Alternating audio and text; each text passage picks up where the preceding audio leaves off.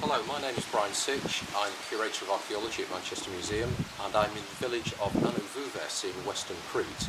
I'm recording a thematic collecting interview with Katerina Karapataki, who is a teacher of Greek literature, and we're sitting in front of this quite incredible olive tree.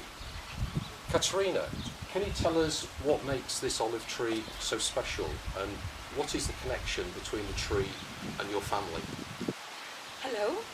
First of all, the olive tree and the land in front of it used to belong to my family. My father, my grandfather, my great-grandfather probably. What's special about this tree is that scientists say that its age is about 3,000 to 5,000 years old. And also the special about the tree is that it's very big. The perimeter is 12 and a half meters. It's amazing. The diameter is 4 meters 60 centimeters, and despite its age, it still products fruits and olives, as you can see, and has new branches around it and on it. So if it goes back to round about 1000 BC, that would put it at towards the end of the Minoan period. Is that right? A bit A bit earlier than that. Okay, so it would have seen quite a few years of the Minoans here in Crete, Yeah, which is probably. quite amazing, and was already old even by the time of the Romans, and even by the time of the Venetians and the Arab invaders of Crete in later periods.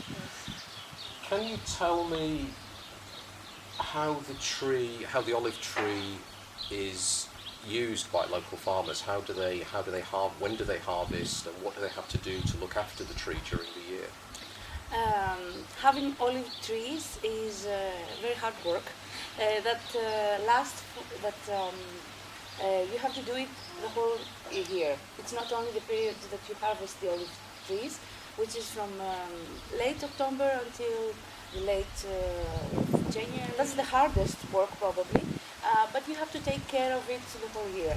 You have to cut the branches every 2 or 3 years in order the sun gets to get inside, and the tree will be more strong and give good production.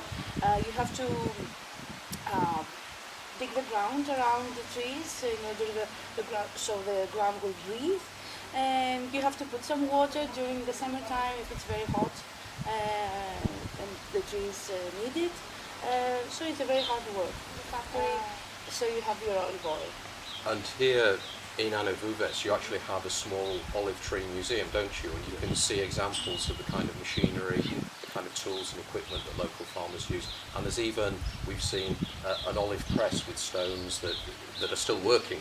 They roll over the olives and crush them, and the olive oil is produced. I think it's very important that museums like this do preserve these examples of equipment for people to see in the future and to understand how it's done. I suppose today it's all done by factories in big machinery. Automatically, more easy, but it's still hard work. It's very interesting to see that the exploitation of olive trees is still going on thousands of years after the Minoans were growing olive trees here in Crete. And I think I read somewhere in the museum nearby that it was the Minoans who were the first to start growing olives on a truly commercial scale, and that this laid the foundations in a way of their civilization. It's because the olive oil was always the main income of Crete, so it's tradition now to have olives, although, as I said, it's a very difficult work. The price of the olive oil is not always high, it's not always a very good income, but for most of the Cretan people is their main income. As I said, it's tradition. The father gives to the child the trees and goes on. And what else does the tree provide you with? You have olive oil, but what else do you use the tree for? It's true that we don't throw away anything of the tree. It's true that we use almost everything. It provides us a lot of things. Except of the olive oil, we use the olives to eat them, in lemon, in salt, in vinegar. When we cut the branches, as I said, we give them to we feed the animals, our animals, with those. We use the wood of the tree for heating, for making furniture, making tools for the kitchen and everything. And also, when we press the olives to have the olive oil, what remains, a little stone that the center of the olive that's inside, is separated, goes to other kind of machines, is pressed also, and also products a kind of olive oil that it's not, we don't use it to eat it, it's for industrial use. And still what remains from the little stone, we use it for central heating. It's a very cheap and a very good way to have heating in your house. It's very common material to use in Crete and in Greece for central heating. So nothing is wasted. Nothing, completely nothing. Which is better for the environment Yeah, as well. yeah, of course. Yes, Of course. and this is very important. Yes. In this time. Yeah. Katerina, could I ask you, in addition to the economic benefits of the olive tree that you told us about, does the olive tree have a cultural significance in Greece?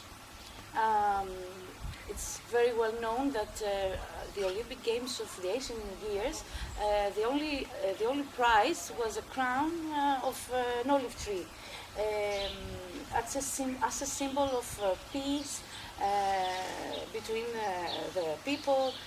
So the same thing happened here for the Olympic Games of Athens in 2004, and for the Olympic Games of Peking in 2008. We cut a branch of this tree and we took it to the places that the Olympic Games were held, and they made a crown for the first winner of the marathon game.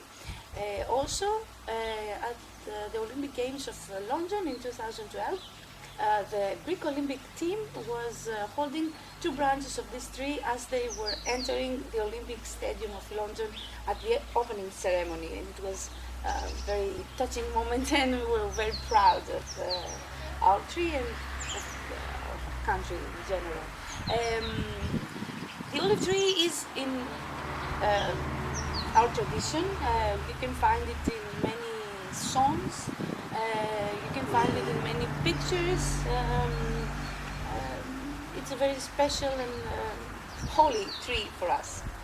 Well, it's fantastic to think that lots of people have seen branches from this tree at the London Olympics, and we know that lots of English holidaymakers come over to Crete and indeed come to this site, and let's hope that relationship with this incredibly venerable old olive tree will continue for very many years to come. Katerina, thank you very much indeed for talking to us. Thank you for coming here to visit us.